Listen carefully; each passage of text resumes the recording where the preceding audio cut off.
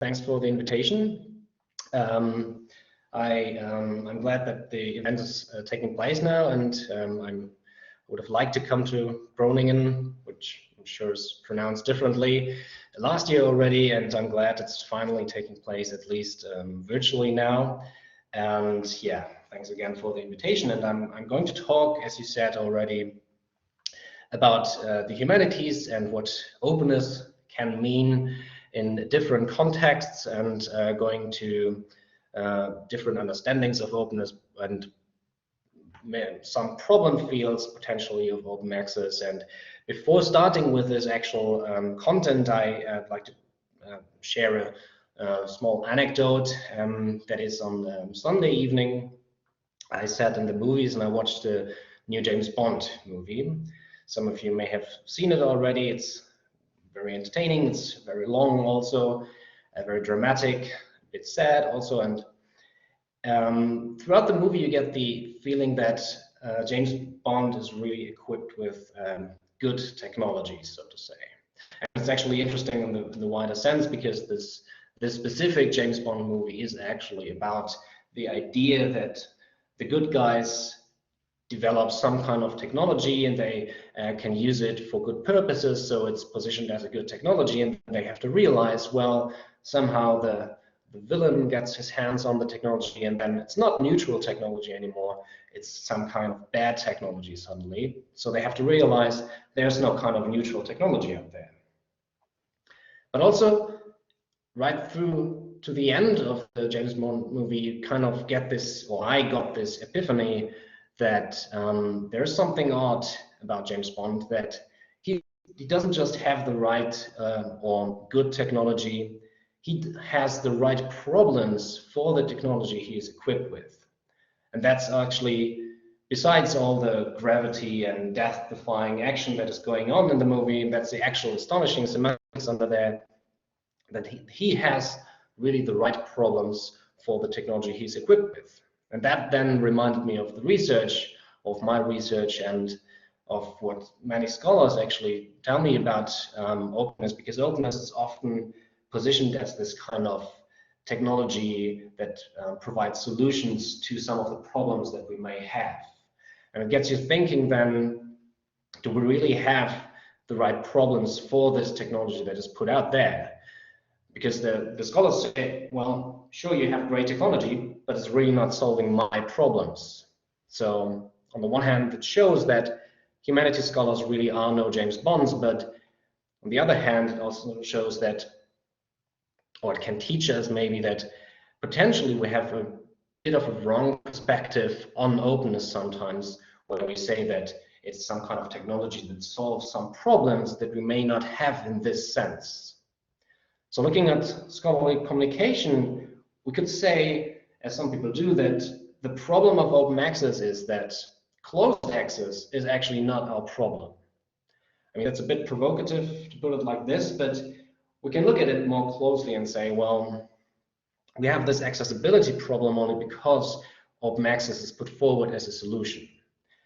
So accessibility essentially can have two different meanings. On the one hand, it can mean that we or someone can access past discourses. So we have articles and publications somewhere out there, and people should be enabled to actually access it.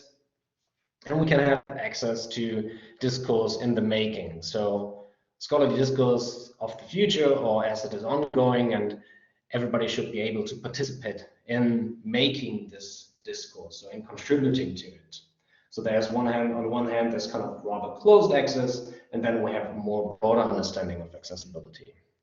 Open access often is about this formal version of accessibility. It's very closed means of accessibility, and we can see this in these kind of narrow-minded society approach to accessibility, where we say that everybody in society should be able to actually access what we produce in in academia, in the university. So someone put it provocatively, if someone has a heart attack, they should be able to read articles about cardiovascular research without paying elsewhere huge amounts of money for it.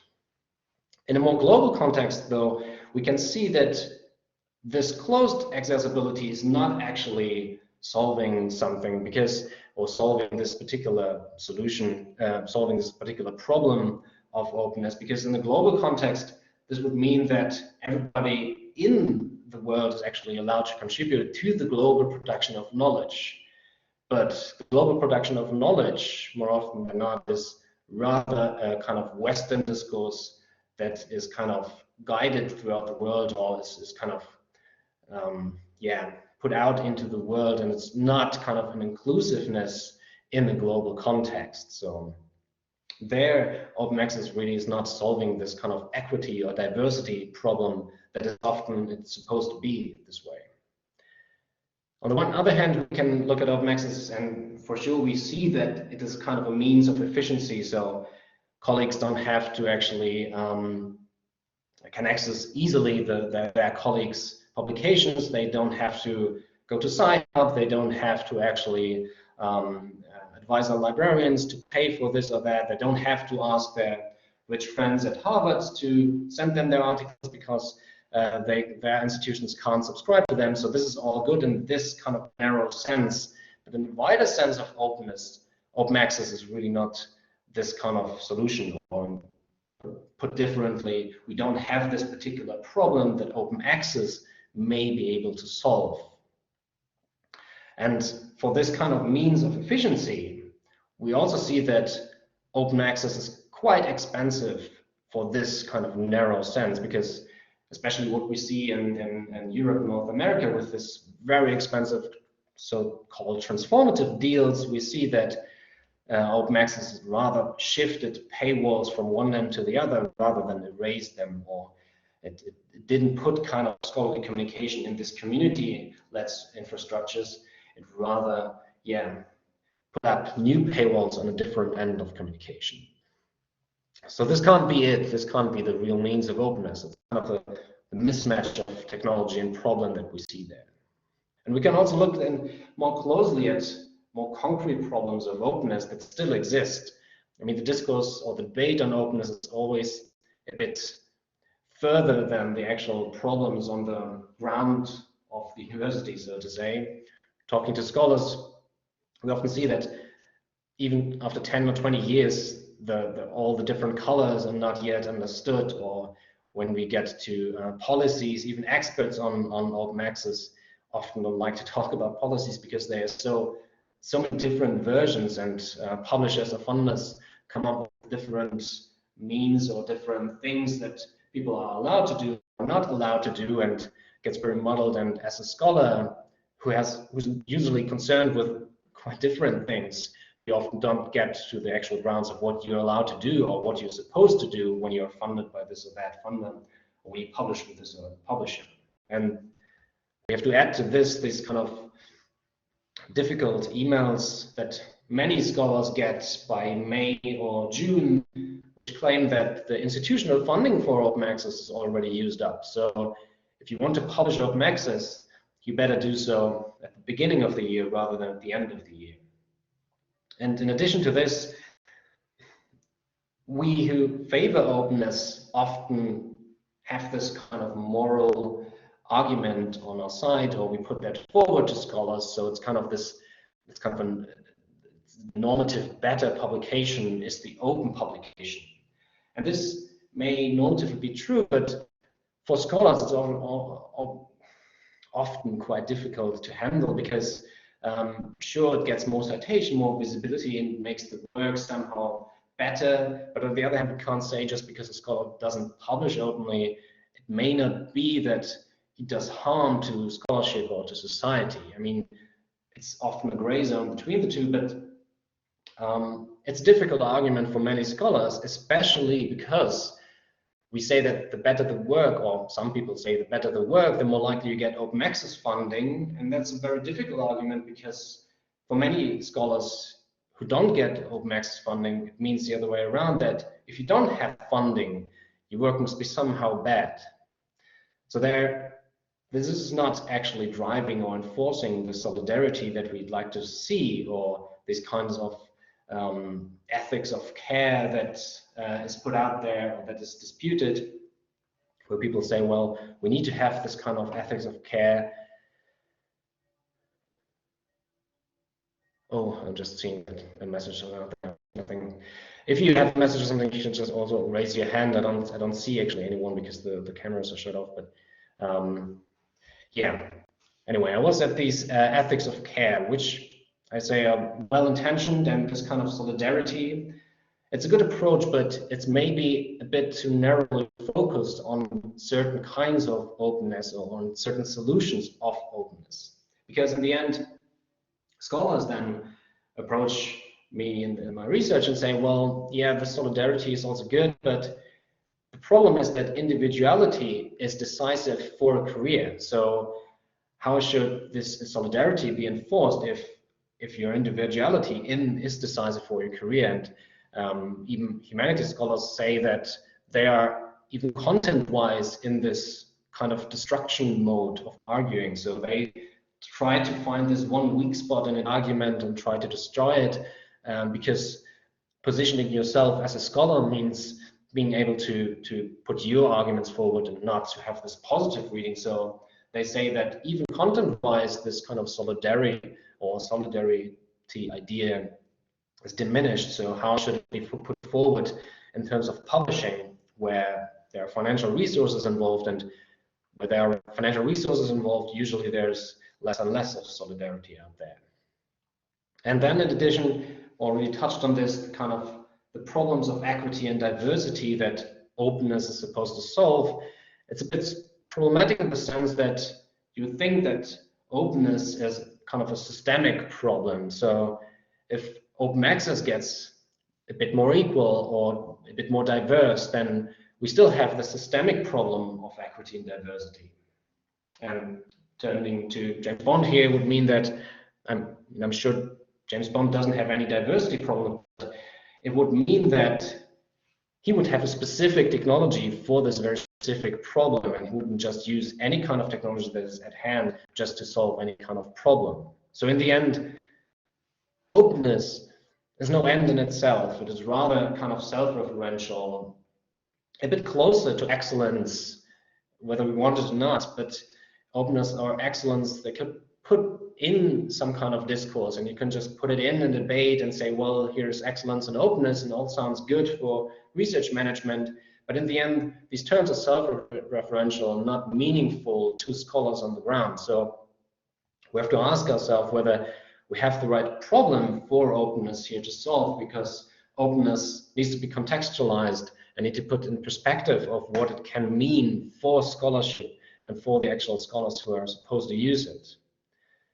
And this, driven further, would mean that if all current publications in this mode of scholarly communication as we have it today would be openly accessible, would we have a better communication or even better scholarship, and the humanities better historical hermeneutical understanding that then trickles down to kind of the plebeian masses of society?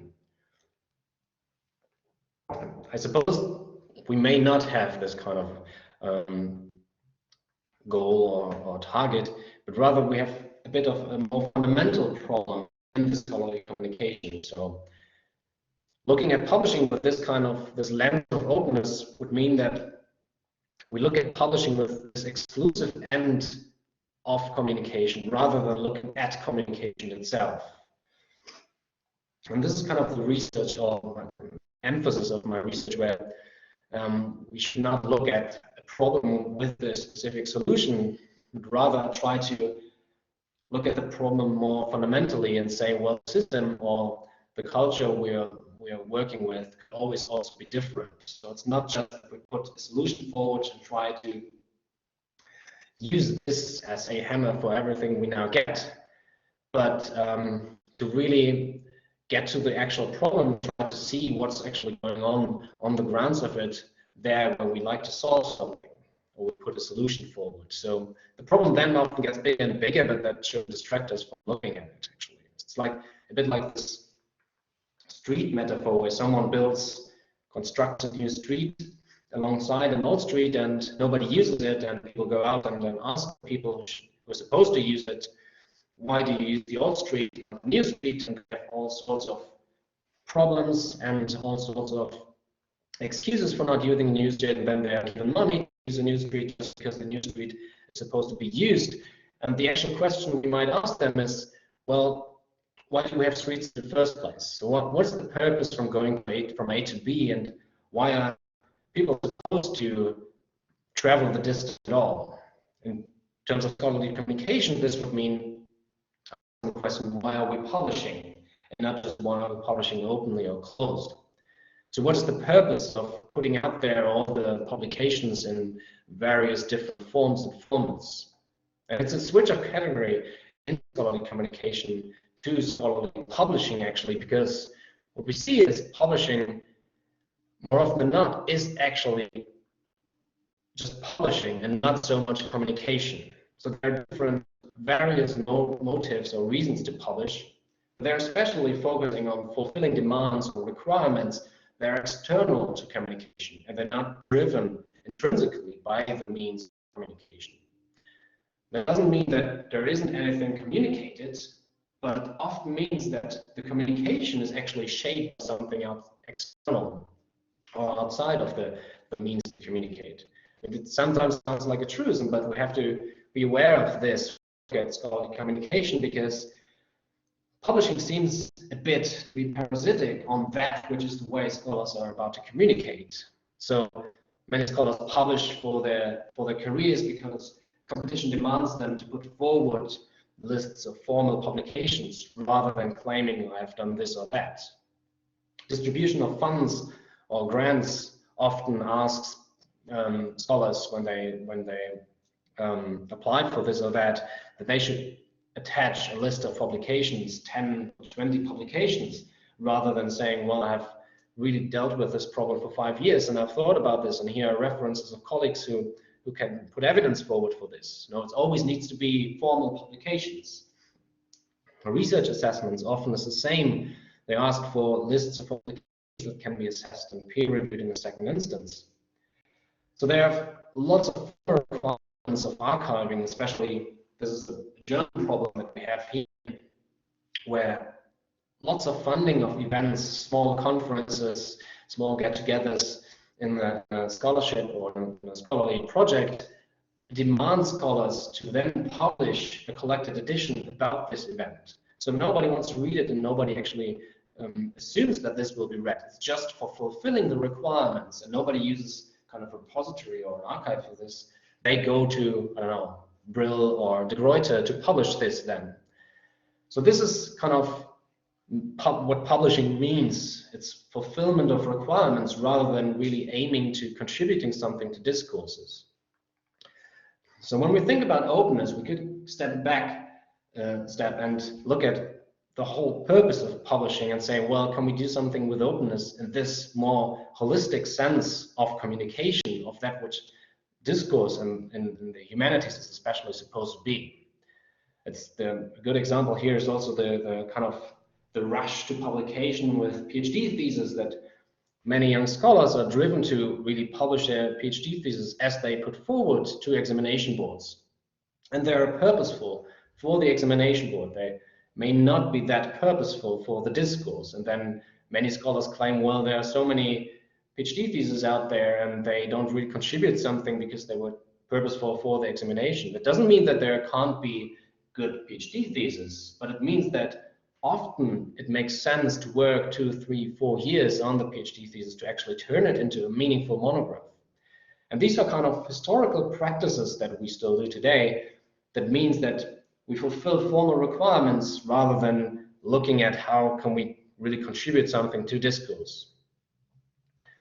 And this is actually true also that some examination boards, especially in terms of kind of these accumulated PhD theses where you have articles, where those different articles have been published contributes to the grading mark.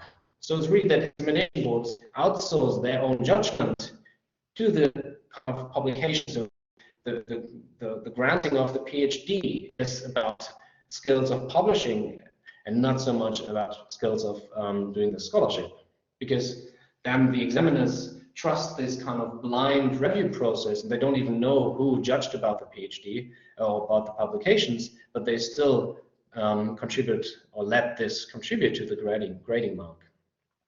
So we see here that it's really not the technology, it's really the social practices that we have that are the problems. And this is true especially in the humanities, where we see that humanities is not just putting information out there. It means to develop an intellectual program and then communicating it, discussing it, putting it forward to dialogue, and not just putting information and having output and kind of communicating countable truths that are put out there.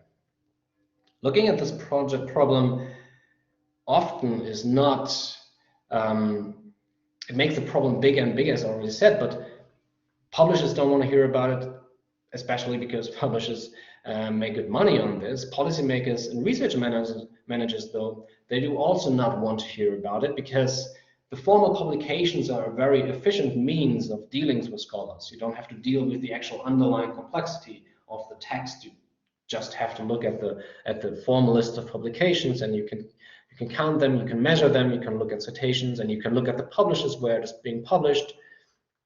There can be approaches or heuristics, but in the end, we're reducing scholarship to kind of the formal signifier.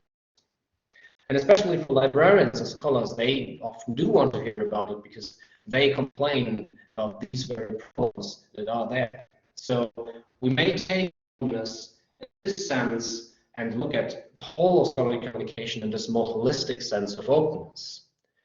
If we then look at this kind of ethics of care and all the small instances that are out there, we can see openness in a very different sense and kind of connect it more with the purpose of communication, rather than saying we need to have openness as an end in itself. So, for instance, in terms of small publishing, this may mean that university presses and community infrastructure that are springing out everywhere in Europe, the US, but also worldwide.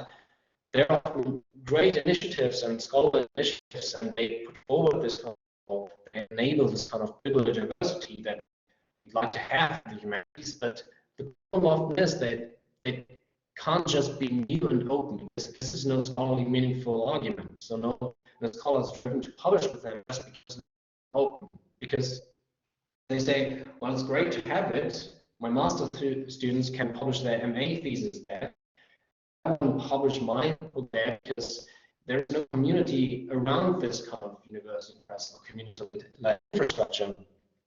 So this kind of ethics of care that we put forward for the scholar always also needs to be put forward for the actual purpose of publishing. And this kind of purpose of publishing is to be, in a sense, a bit exclusive. So developing this program, not being open on all sides, and meaning open in the sense of having no barriers, but being exclusive in a valuable way for scholars, building this kind of community around the brand and picking up bits of skills, a few subject areas where you really can contribute something to it and focusing on that. Having this kind of development of a program, which was usually the guiding idea of publishing for hundreds of years. And nowadays, there's sometimes this guiding idea, well, you can have the technology out there, so you have this kind of repository and everybody can contribute to it. So we just put up the technology and you do the rest. But this is not meaningful for the actual scholarly discourse and the way we build this kind of schools of thought in the humanities, where something can be actually meaningful. This also means that, for instance, we shouldn't advertise these kind of approaches of world-leading or excellence, where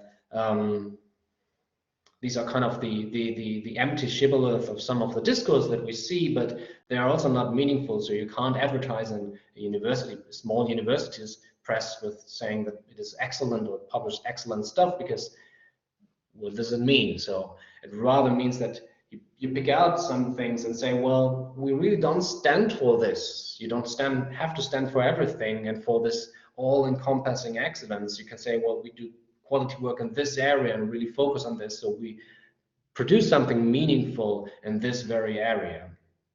So being exclusive in this sense can also be part of being open here.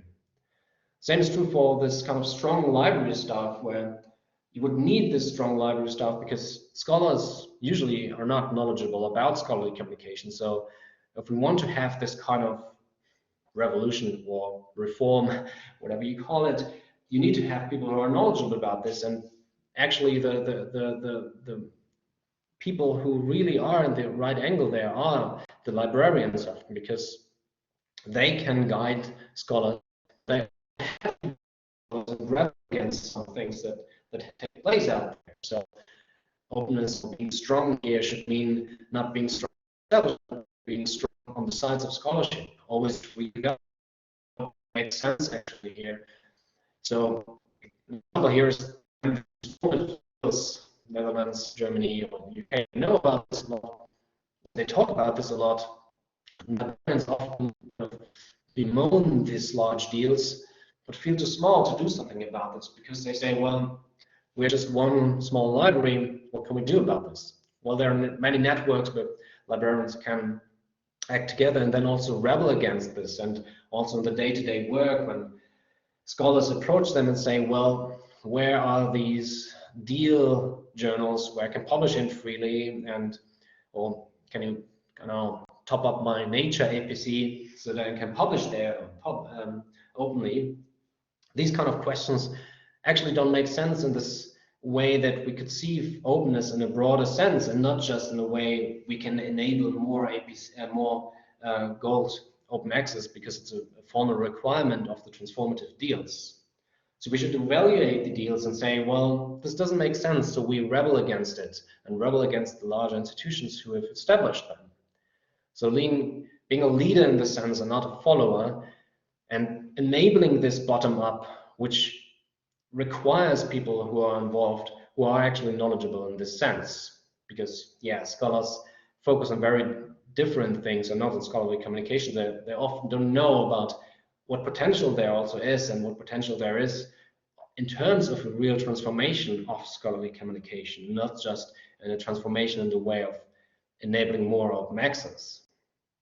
This is also true for gatekeeping. I mean, this falls in the area of having this kind of partly exclusive sense, so that some sort of gatekeeping does make sense, where people sometimes say, well, we should abolish all gatekeeping and have this idea of no barriers publishing, which actually is not that useful, because we need to have kind of these publishers or publishing venues enabling discourse communities,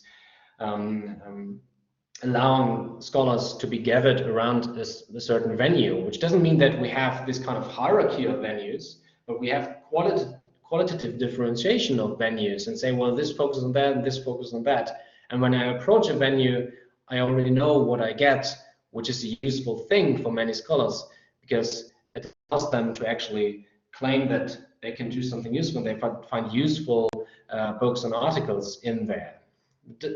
For sure, it really doesn't mean that we build this kind of hierarchy and replicate some kind of impact factor structure in a qualitative sense. It really means qualitative differentiation. So this means, in the end, that also openness should encompass some kind of gatekeeping, but it also should enable kind of radical openness of the decision making of gatekeeping, because that's often a problem that we see, that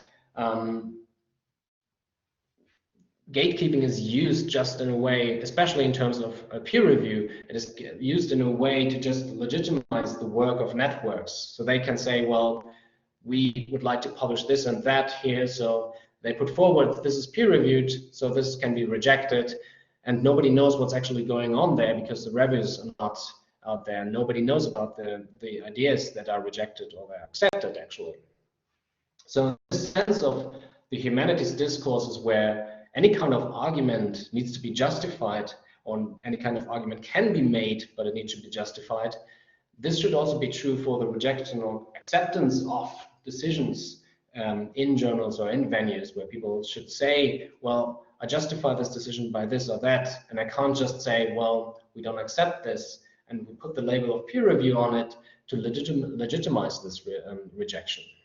So openness here should mean not openness in terms of no barriers, but openness potentially in the way of radical openness of the decision making. In the end, then, I see my time is running up, but in the end, this comes all down to this idea of trust and solidarity in a wider sense, and not just solidarity in the sense of, well, we have this ethics of care to publish openly, but we have the ethics of care to allow this kind of diversity in the actually means of communication.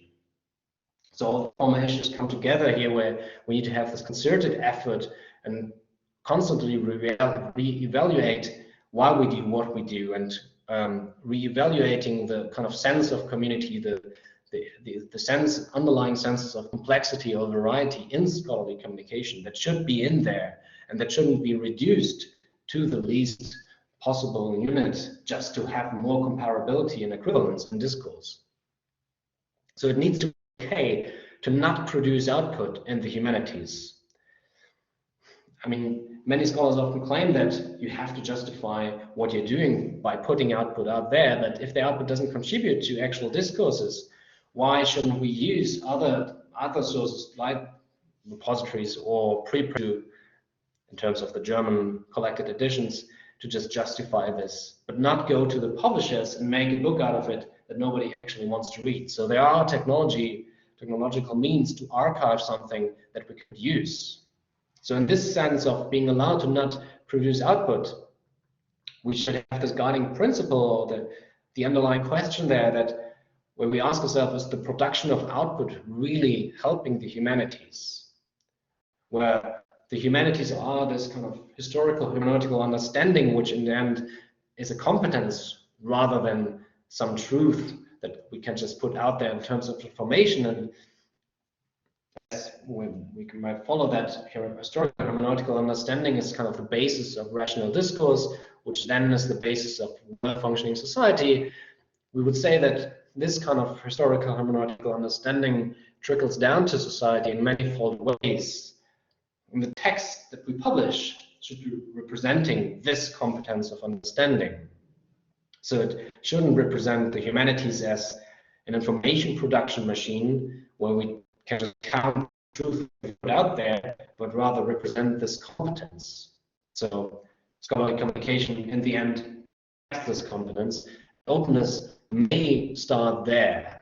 This is a very broad understanding of scholarly communication, which in the end may mean that being open to the manifold ways that humanities competence of understanding can be actually represented in scholarly communication in its manifold ways, not just in the sense of we go on with what we have, but just making it openly accessible.